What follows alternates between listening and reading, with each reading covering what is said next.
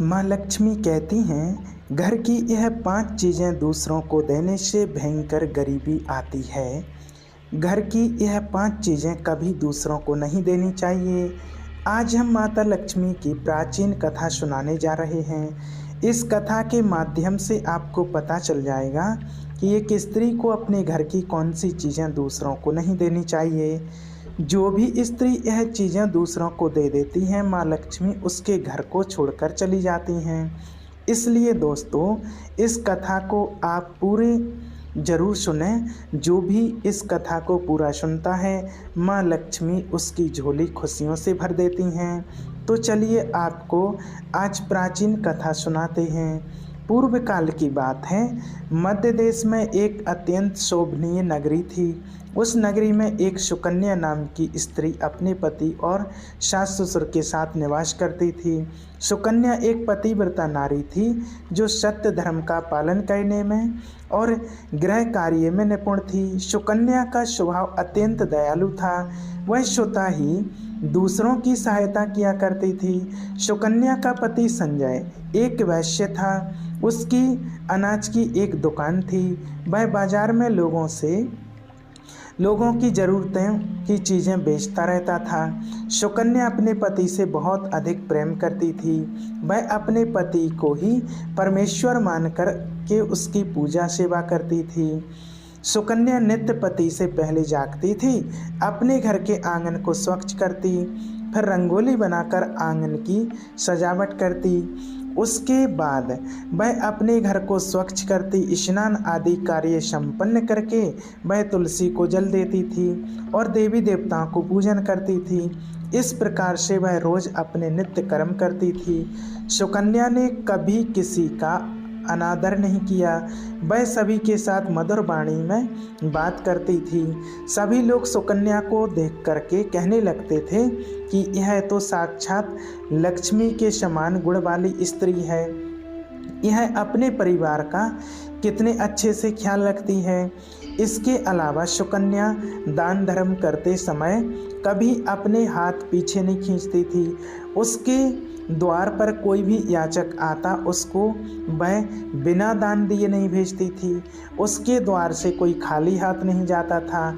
जो भी भूखा उसके द्वार पर आता तो भरपेट भोजन करके ही लौटता था, जिससे उसके द्वार पर आए हुए सभी याचक उसे आशीर्वाद देकर लौट जाते थे। इतना ही नहीं, सुकन्या अपने पड़ोसियों की भी सहायता करती थी। उसके पड़ोस में जो भी गरीब और दुखी लोग रहते थे, उन्हें भी वो नित्य भोजन दिया करती थी। पड़ोसियों को जो भी चीज़ें लगती, सुकन्या बिना विचार किए ही दे देती थी, जिससे सुकन्या के पड़ोसी उसका अत्यधिक सम्मान करते थे। वह कहते थे, आहो, इस सुकन्या तो साक्षात देवी है। साक्षात माँ अन्नपूर्णा ने ही सुकन्या के रूप में जन्म लिया। लोग जब भी सुकन्या की चर्चा करते तो उसके विषय में वह अच्छी ही बातें कहते थे, लेकिन लोगों की बातें सुनकर भी सुकन्या ने कभी घमंड नहीं किया। वह उन सभी से आदर और सम्मान से ही बातें किया करती थी। फिर एक दिन की बात है, सुकन्या की एक पड़ोसन उसके घर पर आती है।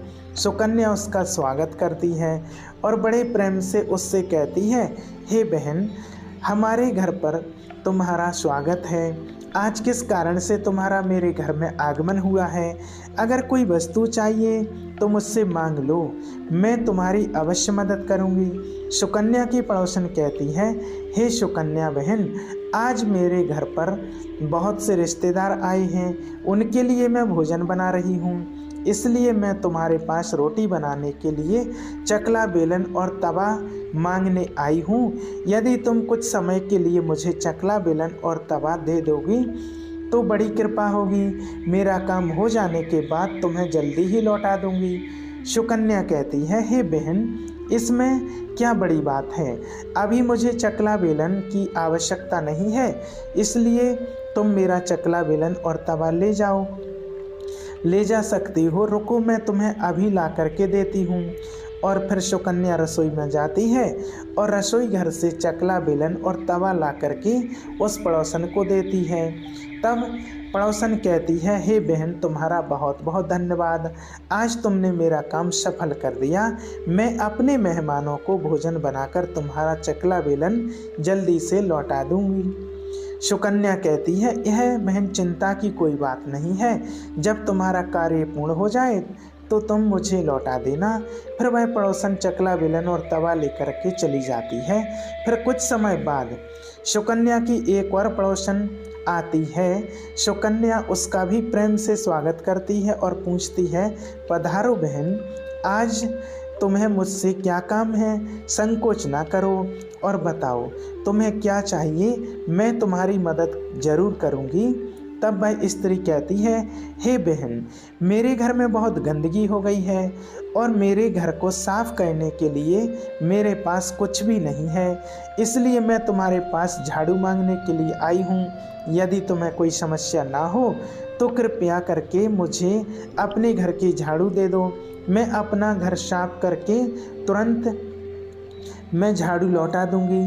सुकन्या बिना विचार किए ही कहती है, हे बहन, बस झाड़ू ही तो है, इसमें क्या समस्या हो सकती है?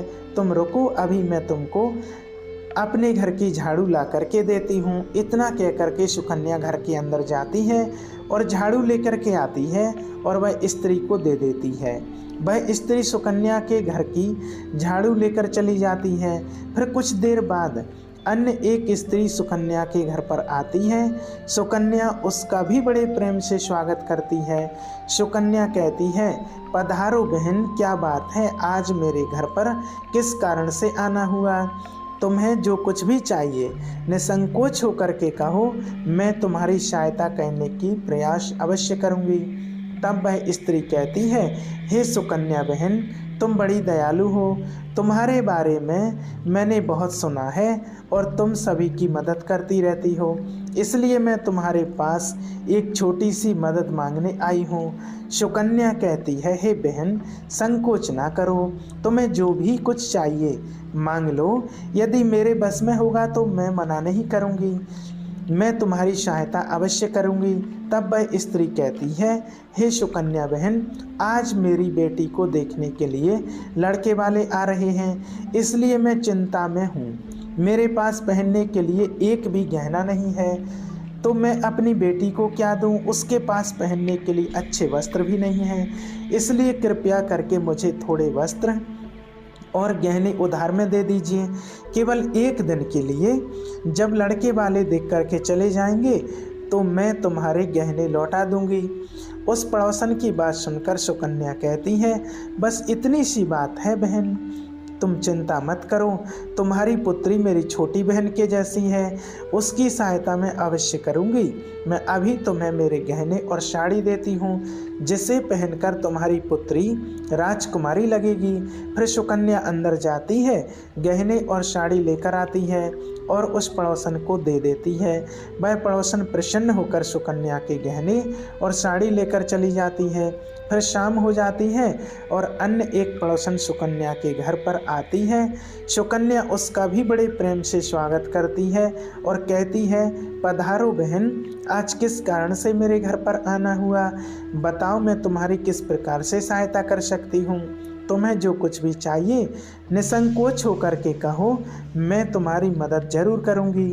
वह पड़ोसन कहती है, हे सुकन्या बहन, तुम बड़ी दयालु हो और तुम सभी की मदद करती हो, इसलिए मैं तुम्हारे पास आई हूँ। मेरा बच्चा भूखा है और उसे पिलाने के लिए दूध नहीं है, इसलिए मैं तुम्हारे पास दूध मांगने के लिए आई हूँ। अगर थोड़ा सा दूध मिल जाए तो बड़ी कृपा होगी। सुकन्या कहती, अरे बहन, इसमें कौन सी बड़ी बात है, लो अभी मैं तुम्हें दूध देती हूँ। सुकन्या रसोई घर में जाती है और थोड़ा सा दूध लेकर के आती है और उस पड़ोसन को दे देती है। वह पड़ोसन प्रसन्नता से उस दूध को लेकर के चली जाती है। इस प्रकार से सुकन्या अपने सभी पड़ोसियों की मदद कर देती है और प्रसन्न होकर घर का काम करने लग जाती है। रात होते ही उसका पति घर पर लौट आता है। सुकन्या अपने पति को प्रणाम करती है और उसकी खूब सेवा करती है। रात को दोनों पति पत्नी आनंद से सो जाते हैं। सुबह दूसरे दिन में जागते हैं तो उन्हें एक बहुत ही बुरी खबर कानों पर पड़ती है। एक आदमी दौड़ता हुआ सुकन्या के घर पर आता है और सुकन्या के पति से कहता है, हे भाई, कल रात को आपकी दुकान किसी ने लूट ली, सारा माल गायब है। सुकन्या का पति एकदम से घबरा जाता है और दौड़ते हुए अपनी दुकान पर जाता है तो देखा कि उसकी दुकान में रखा हुआ सारा माल किसी ने लूट लिया। वह देखता है कि उसकी दुकान में रखा हुआ सारा धन भी चोरी हो चुका है। वह दुखी और निराश होकर घर लौटता है और सुकन्या को सारी बात बताता है, जिसे सुनकर सुकन्या बहुत दुखी होती है। सुकन्या कहती है, आप चिंता ना कीजिए जी, अभी हमारे घर में बहुत सारा धन रखा हुआ है जिससे आप फिर से व्यापार शुरू कर सकते हैं। फिर सुकन्या अपने घर की तिजोरी में देखती है तो वह भी पूरी तरह खाली दिखाई देती है। उसके अंदर का भी सारा माल अब चोरी हो चुका था। यह देखकर सुकन्या बहुत दुखी हो जाती है। उसे समझ में नहीं आता है कि यह सब कैसे हुआ। सुकन्या का पति उस पर बहुत क्रोधित हो जाता है और पूछता है, सुकन्या सच सच बताओ, हमारे घर के अंदर रखा सारा पैसा कहाँ गया?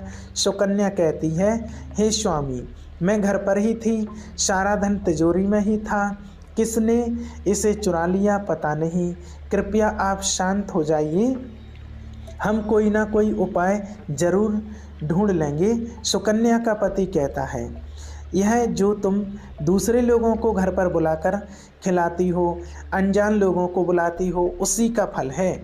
उन्हों में से किसी ने हमारे घर का सारा पैसा चुरा लिया। क्रोध में आकर सुकन्या का पति उसे भला बुरा कहता है। सुकन्या की सास भी उसे बहुत डांटती है और कहती है, तुम ही इन पड़ोसियों को घर की चीज़ें देती रहती हो, बिना सोचे किसी की भी मदद कर देती हो। उनमें से ही किसी ने सारा पैसा चुरा लिया है। घर के सभी लोग सुकन्या को भला बुरा कहने लगे। फिर सुकन्या अपने पति को दिलासा देते हुए कहती है, हे नाथ, मैंने अपने गहने कुछ अपनी पड़ोसन को दिए हैं, मैं उसके पास से गहने लेकर वापस आती हूँ। फिर सुकन्या उस गरीब पड़ोसन के घर पर जाती है तो देखती है उसके घर पर कोई नहीं होता है। वह स्त्री भी घर छोड़कर सुकन्या के गहने लेकर भाग गई होती है। सुकन्या निराश होकर घर पर लौटती है और अपने पति को सारी बात बता देती है। सुकन्या की बात सुनकर उसका पति आग बबूला हो जाता है और सुकन्या को भला बुरा कहने लगता है। सुकन्या से कहता है, हे सुकन्या, तुम बड़ी मूर्ख हो, तुम्हारे ही कारण हमारा सारा धन वैभव चला गया है। तुम्हारे दान देने की आदत के कारण ही हमारे ऊपर यह मुसीबत आन पड़ी है। अब तुम इस घर में नहीं रह सकती, तुम अब इसी क्षण इस घर को छोड़कर चली जाओ। सुकन्या कहती है कि हे नाथ, आपके सिवा मेरा इस दुनिया में और कोई नहीं, आपको छोड़कर के मैं कहाँ जाऊँ। सुकन्या का पति कहता है, तुम कहीं पर भी जाओ, लेकिन अब इस घर में तू नहीं रह सकती, तेरे ही कारण मेरा सब कुछ बर्बाद हो गया। तू इस घर में रहेगी तो बचा है वो सब कुछ भी नष्ट हो जाएगा। सुकन्या अपने पति को हाथ जोड़कर विनती करने लगती है, हे स्वामी, ऐसा ना कहिए, मैंने कोई अपराध नहीं किया, आपके बगैर मैं जीवित नहीं रह सकती, मुझ दासी को आप घर से मत निकालिए। लेकिन सुकन्या का पति उसकी एक भी नहीं सुनता है और उसे अपने घर से धक्के मारकर निकाल देता है और कहता है, अब तुम इस घर से चली जाओ और लौट करके मत आना, चाहे तुम किसी नदी में कूदकर जान दे देना, लेकिन तू इस घर में मेरे साथ नहीं रह सकती। फिर सुकन्या दुखी होकर रोते हुए अपने पति के घर को छोड़कर चली जाती है। चलते चलते सुकन्या माता लक्ष्मी के मंदिर में जाती है और माँ लक्ष्मी से प्रार्थना करते हुए कहती है, हे माँ, मैंने ऐसा कौन सा पाप किया है जो मेरी ऐसी दशा हुई है। हे माँ लक्ष्मी, मैं तो नित्य आपकी पूजा करती थी, फिर भी आपने मेरा घर क्यों छोड़ा? कृपया मुझे बताओ माँ, मैंने ऐसा कौन सा अपराध किया जो आप मुझसे रूठ गई हो? फिर सुकन्या वहीं पर बैठकर सोचने लगती है, यदि मेरे पति मुझे स्वीकार नहीं करेंगे तो मैं जीवित नहीं रहूँगी। यदि मेरे ही कारण मेरे पति की ऐसी दुर्दशा हुई है तो मुझे अब जीने का कोई अधिकार नहीं है। और नदी के पास जाकर सुकन्या माता लक्ष्मी से प्रार्थना करती है, हे माँ लक्ष्मी, अब मैं अपने प्राण देने जा रही हूँ। यदि मेरे द्वारा आपकी पूजा में कोई कमी रह गई हो तो मुझे माफ़ करो। मैं अपने पति के बगैर जीवित नहीं रह सकती, इसलिए अब मैं इस नदी में कूदकर अपने प्राण दे दूंगी। इतना कहकर सुकन्या नदी में कूदने ही वाली होती है कि साक्षात माँ लक्ष्मी उस स्थान पर प्रकट हो जाती हैं। माँ लक्ष्मी सुकन्या से कहती हैं, रुक जाओ सुकन्या, रुक जाओ पुत्री, तुम यह क्या कर रही हो? सुकन्या आंखें खोलकर देखती है कि साक्षात माँ लक्ष्मी उसके सामने खड़ी हैं। माँ लक्ष्मी के दर्शन करके सुकन्या बहुत प्रसन्न हो जाती है और माँ को बारंबार नमस्कार करती हुई कहती है, माँ लक्ष्मी, मुझे क्षमा करो, मैं बहुत बड़ा पाप करने जा रही थी।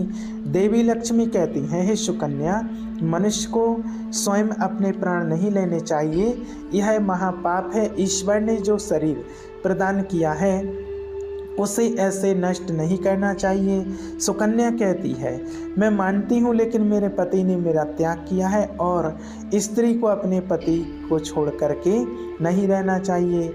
मैं अपने पति को छोड़कर जीवित नहीं रह सकती, इसी कारण से अपने प्राण देने जा रही हूँ। देवी लक्ष्मी कहती हैं, हे सुकन्या, मैं सब कुछ जानती हूँ और यह भी जानती हूँ कि तुम्हारे पति ने तुम्हारा त्याग क्यों किया है। यह सब तुम्हारी ही भूल के कारण हुआ है। तुमने अनजाने में कुछ ऐसी चीज़ों का दान किया था जिस कारण से मुझे तुम्हारा घर छोड़ के जाना पड़ा। जो भी स्त्री अपने घर की इन चीज़ों को दूसरों को देती हैं उनके घर में मेरा वास नहीं होता है। मैं उन वस्तुओं के साथ ही उनका घर छोड़कर चली जाती हूँ। तब सुकन्या कहती है, हे माँ, ऐसी वह कौन सी वस्तुएं हैं? कृपया आप मुझे बताइए, मैंने कौन सी वस्तुओं का दान किया है जिससे आपने मेरे घर का त्याग किया है? देवी लक्ष्मी कहती हैं, हे पुत्री, अब तुम ध्यान से सुनो, मैं तुम्हें उन चीज़ों के बारे में बताती हूँ जो किसी भी स्त्री को दूसरों को नहीं देनी चाहिए। इन चीज़ों का दान करने पर मैं उस घर को छोड़कर चली जाती हूँ। सबसे पहला है चकला बेलन और तवा। किसी भी स्त्री को अपने घर का चकला बेलन और तवा किसी दूसरे को नहीं देना चाहिए। रसोई घर में इन वस्तुओं का महत्व सबसे अधिक होता है। इन वस्तुओं की पवित्रता सदैव ही बनी रहनी चाहिए। इन्हीं वस्तुओं से भगवान विष्णु को प्रसाद बनाया जाता है और तवे पर बनी पहली रोटी भी गाय को खिलाई जाती है। इसलिए इन वस्तुओं को हमेशा स्वच्छ और साफ रखना चाहिए। दूसरों को देने से अपवित्र हो जाती हैं और फिर इनका उपयोग करना असफलता प्रदान करता है। इसलिए सुकन्या, तुमने अपने रसोई घर के चकला बेलन और तवा अपनी पड़ोसन को देकर पहले सबसे बड़ी भूल कर दी। आगे माँ लक्ष्मी कहती हैं, हे सुकन्या, अब तुम दूसरी वस्तु के विषय में सुनो। तुमने अपनी पड़ोसन को अपने घर में रखी हुई झाड़ू ही दे दी, जिस वस्तु में मेरा सदैव निवास होता है। जो वस्तु मुझे सबसे अधिक प्रिय है तुमने उसे ही दूसरे को दे दिया, तो फिर मैं तुम्हारे घर में कैसे ठहरती? हे सुकन्या, जो स्त्री अपने घर की झाड़ू दूसरों को देती है मैं उसके घर को त्याग देती हूँ।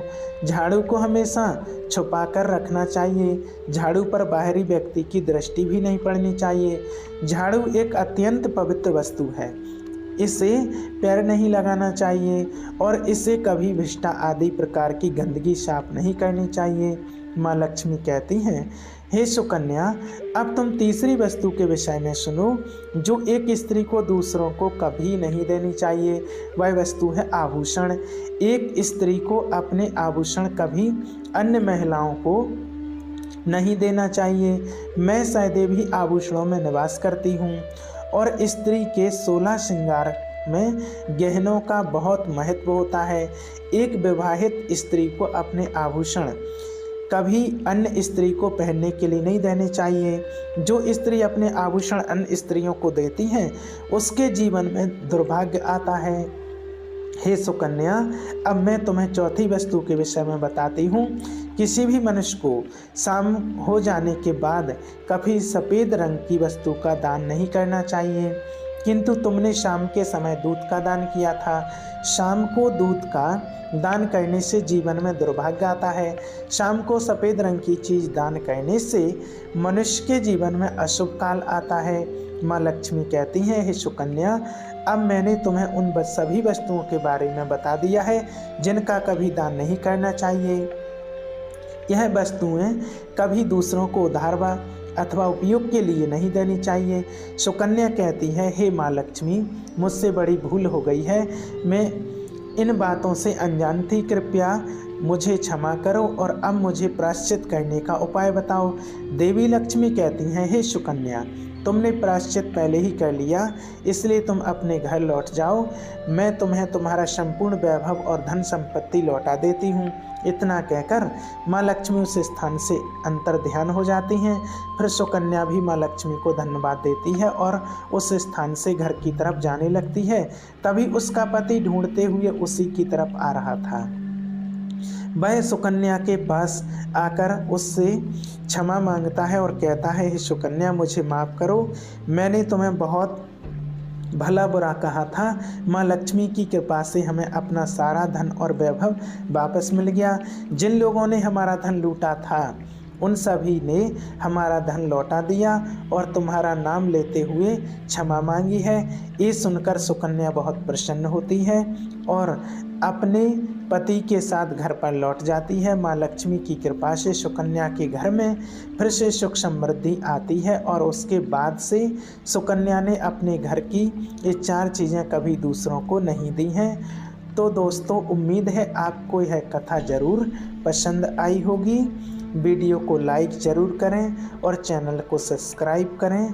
धन्यवाद। जय माँ लक्ष्मी।